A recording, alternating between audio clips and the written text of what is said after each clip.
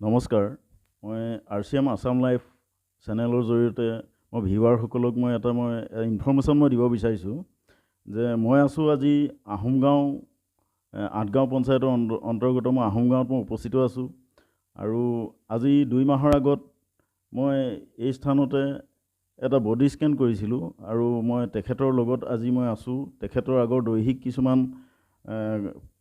যিটো অৱস্থা আছিলে দৈহিক অৱস্থা তেখেতৰ এই বডি স্কেন কৰাৰ পিছত আমি যিটো আমাৰ ৰিপৰ্ট আহিছিলে আৰু সেই ৰিপৰ্ট মতে তেখেতক কিছুমান আমি নিউট্ৰিশ্যন প্ৰডাক্ট আমি ব্যৱহাৰ কৰিবলৈ দিছিলোঁ আৰু নিউট্ৰিশ্যন বস্তুখিনি ব্যৱহাৰ কৰাৰ ফলত তেখেতে কি সুফল পালে আৰু তেখেতৰ সেই নিউট্ৰিশ্যন বস্তুখিনি ব্যৱহাৰ কৰাৰ আগত তেখেতৰ পৰিস্থিতি কেনেকুৱা আছিলে বা তেখেতৰ দেহাৰ অৱস্থা কেনেকুৱা আছিলে মই আপোনালোকক পোনছাতে মই তেখেতৰ পৰা মই জনাব বিচাৰিছোঁ যে তেখেতৰ নিজৰ মুখেৰে আপোনালোকে এই কথাখিনি জানক আৰু যে এই নিউট্ৰিচাৰ্জ প্ৰডাক্টে যে কেনেকুৱা ধৰণৰ এটা ৰিজাল্ট দিব পাৰে। প্ৰথমে মই তেখেতৰ ওচৰলৈকে গৈছোঁ। আপোনাৰ পৰিচয়টো দিয়ক। মোৰ পৰিচয় হ'ল, মোৰ গাঁওখনৰ নাম আহোমগাঁও, পোষ্ট অফিচ বামবুৱাহী। মোৰ নাম শ্ৰী মানিক চন্দ্ৰ গগৈ। মই আজি বহুত দিনৰ পৰা মোৰ আঁঠুৰ বিষ আছিলে। আঁঠুৰ বিষৰ ডাক্তৰৰ চিকিৎসা কৰি মই সুফল লাভ কৰিব নোৱাৰাত এদিন আমাৰ এই RCMৰ শ্ৰীযুত ছত্ৰগোপাল আমাৰ ঘৰলৈ আহিলত কথাবোৰ ক'লত মোক বডি স্কেন কৰিলে। তেখেতে মোৰ এই আঁঠুৰ বিষৰ কাৰণে এই নিউট্ৰিচাৰ্জ BJ নামৰ এবিধ ঔষধ দিলে। সেই ঔষধ খাই আজি প্ৰায় মই 1.5 মাহ হ'ল মোৰ বিষটো অকণমান উপশম পাইছোঁ।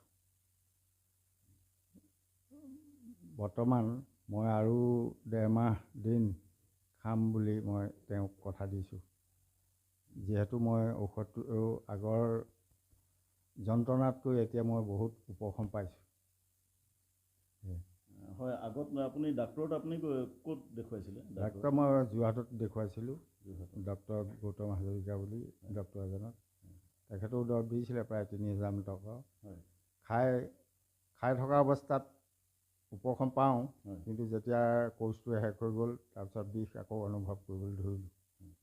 আচ্ছা, তেখেতৰ যেতিয়া কোৰ্চখিনি আপুনি কৰিছিলে এনেই মই কওঁ যে আজি বিষৰ কাৰণটো বহুত আপোনাৰ খৰচ হয়। আপোনাৰ তেখেতৰ কোৰ্চত আপোনাৰ কিমান টকা আপোনাৰ খৰচ হয় হ'লে মাহেকত? মাহেকত মোৰ 3,000 টকা এমাহত মোৰ শেষ হৈছিলে সেই কোৰ্চটোত। গতিকে মই পিছত বৰ এলোপেথিক দৰৱবোৰ খাই থাকিবলৈ বৰ ভয় লাগিলে। গতিকে এই RCMৰ যিহেতু এইটো নিউট্ৰিচাৰ্জ হোৱাৰ কাৰণে খাবলৈ মন কৰিলোঁ। সেইকাৰণে এইটো ব্যৱহাৰ কৰি বৰ্তমান মই অকণমান আৰোগ্য পাইছোঁ। আচ্ছা, ঠিক আছে বাৰু। আপোনাৰ আগৰ যিটো যন্ত্ৰণা সেই যন্ত্ৰণাটো বৰ্তমান এতিয়া নাই? মই আগৰ যন্ত্ৰণাতকৈ এতিয়া বহুত উপশম পাইছোঁ। আজি মই কওঁ ছাৰ, আমাৰ সমাজত এনেকুৱা বহুত লোক আছে যি আজি বিষৰ কাৰণে আজি উঠিব নোৱাৰে।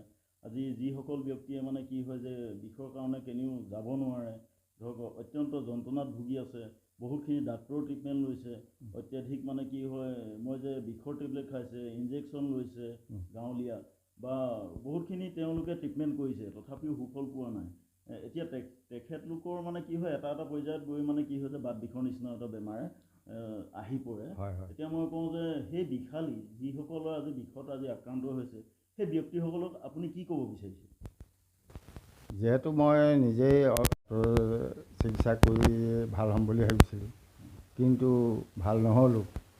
গতিকে এইবিলাক ঔষধ খাই কোনো ছাইড এফেক্ট নাই বুলি মই ভাবিলোঁ। গতিকে